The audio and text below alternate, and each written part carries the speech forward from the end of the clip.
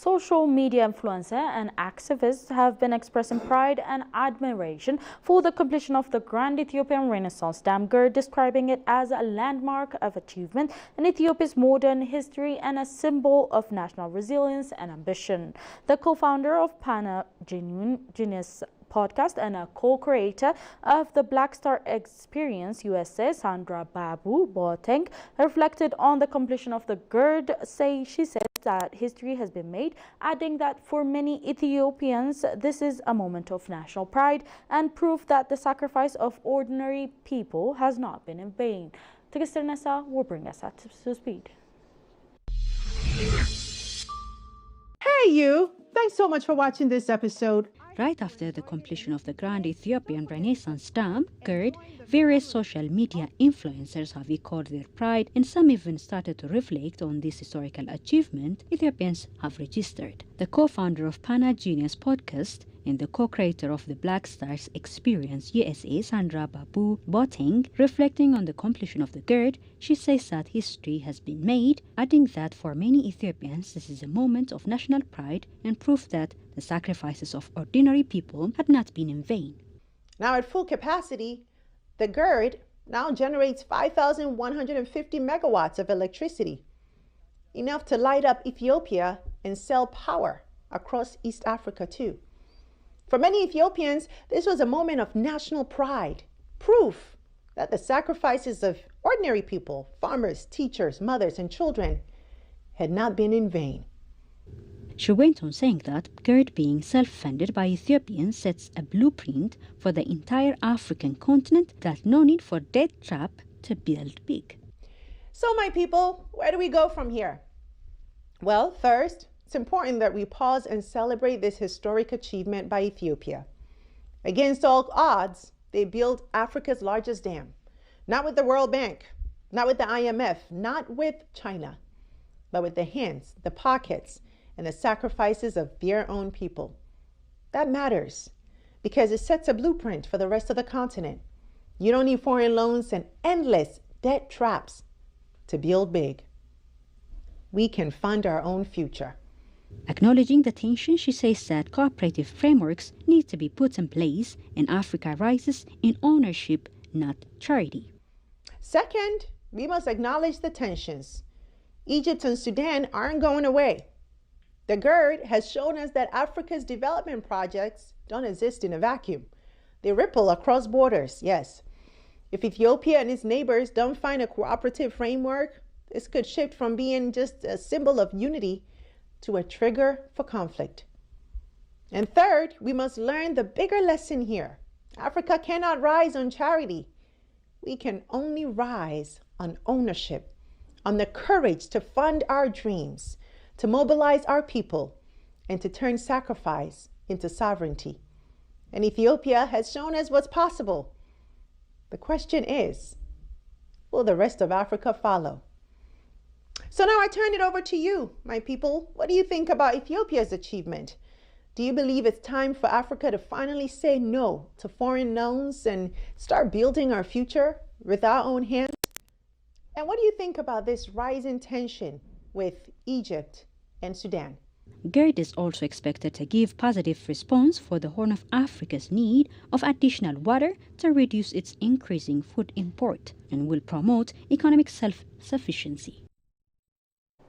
Addis Ababa is earning high praise from visiting African journalists who are amazed by the city's remarkable infrastructure growth and sustainable urban planning. Their visit has revealed a city transforming itself into a model for the continent. In an exclusive interview with the Ethiopian news agency, the journalist proclaimed that Addis Ababa's well-planned road network, forward-thinking urban planning, and commitment to ecological concern, combined with its welcoming atmosphere, makes it a shining example of sustainable urban development in Africa. Kasahun Chane has compiled the views from the Ethiopian news agency. Take a listen.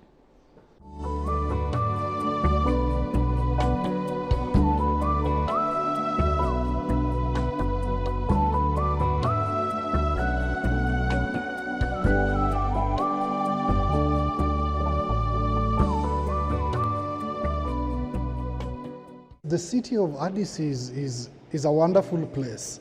I arrived at night when I came from Nairobi, and one of the things that hit me is I did not see any place that was dark. So there was proper lighting everywhere we passed through, from the airport to the hotel. And even today, you can even see in not so many places, even in Africa, have this kind of facility that is operating even at night. So really a lot of things to learn from Addis, from the setup. The other thing that caught my attention is the traffic network. Roads are really wide. Pedestrians have enough space, to walk. Unlike many cities that I have been, that you are struggling with cars and motorbikes, and it's chaos. I haven't seen that here for the last 2 days. So the setup of the city is really done well. I enjoyed my stay. Addis, I think, is a beautiful city, so I had an amazing time here. I think it has been a good transformation for me. I've noticed some things in town and the city compared to my country. Is very small and we are still developing. I've seen how the roads are, and even here at the museum it's really big compared to us in Malawi. We only have, I think, 3 of them, but they're not so big like the way it is here. So I think it's a big transformation for me. It is my first time to visit Addis, and I should admit it's a beautiful city. And I loved every bit of it, from the airport to the hotel. I love their roads, the way their roads are designed. They're so wide and big. The climate aspect that they incorporate in designing their roads. We have roads for vehicles, walkways for pedestrians, and sides for motorbikes and bicycles. I mean, it's a smart city that every other African city should emulate. It's a beautiful city. It looks organized. There's no much traffic jam like where we come from. And the vehicles on the roads are so well disciplined. No overspeeding, no overcrowding of people on the streets. It's so much organized. I think the last time I was here was about 2-3 years ago. And there's been so much change in the urban development, which is very beautiful. I love, from where the hotel I'm coming from, it's very beautiful. The pathways are beautiful. And I can see there's a lot of environment consciousness within the city when you walk around the city. And I like that. I think that is something for even us in Nairobi, that because these days the cities are coming up so much, I think it is something that Nairobi we can borrow from here. My message to the people who can visit Addis Ababa, Ethiopia, is to come and experience the developments that are going on. Because as Africa, we should learn from each other. We might have little progress in some countries, but if as Africans learn from one another, then the whole Africa continent could develop.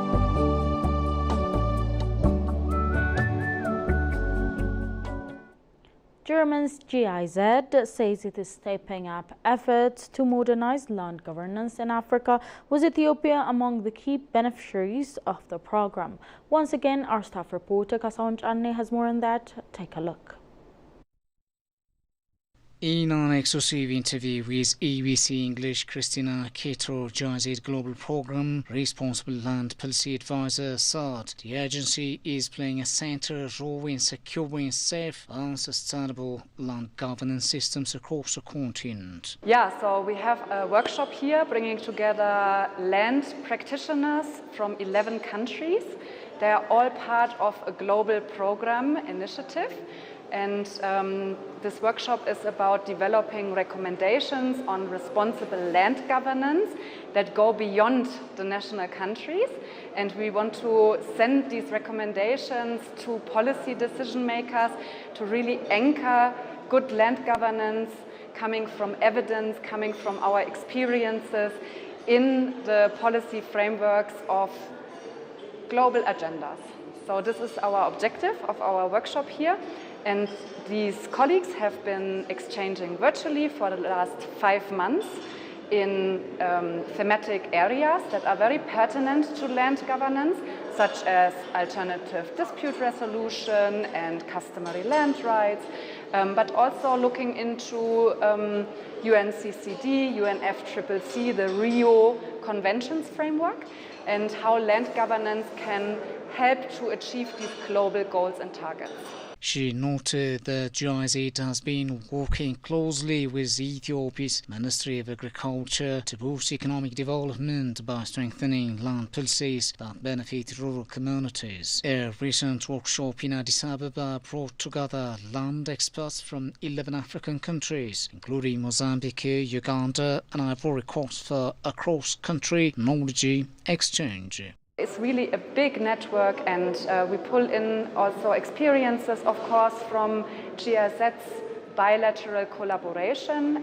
We partner with a lot of countries in the Lao PDR in Asia, so that we really bring in all relevant experiences. This is our advantage as a global program, where we believe we can make a strong argument and support advocacy for responsible land governance. According to the Stephen Lidisberg Cluster Coordinator at GIZ CDSDR, the program in Ethiopia has also focused on training and workshops addressing customary land rights and alternative dispute resolution. GIZ is not an entity on its own. We only do what our governments want us to do.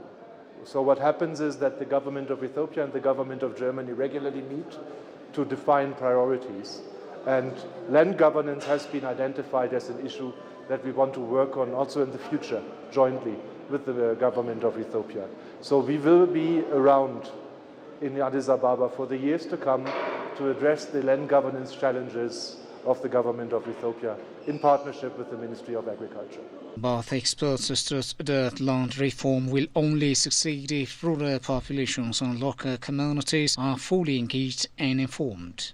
What is very important for us is not only to talk to government, but to really highlight the important role of civil society. We have a lot of civil society stakeholders here today, and they do a tremendous job in supporting particularly the land rights of vulnerable groups, youth, women, people with handicap. This underlines GIZ's long-term commitment together with partner governments to transform Africa's land governance systems and build resilience for the future. That's all we had for today's update, but before I go, let's have a recap of the top stories once again. The Grand Ethiopian Renaissance Dam stands tall as a symbol of national pride and public sacrifice.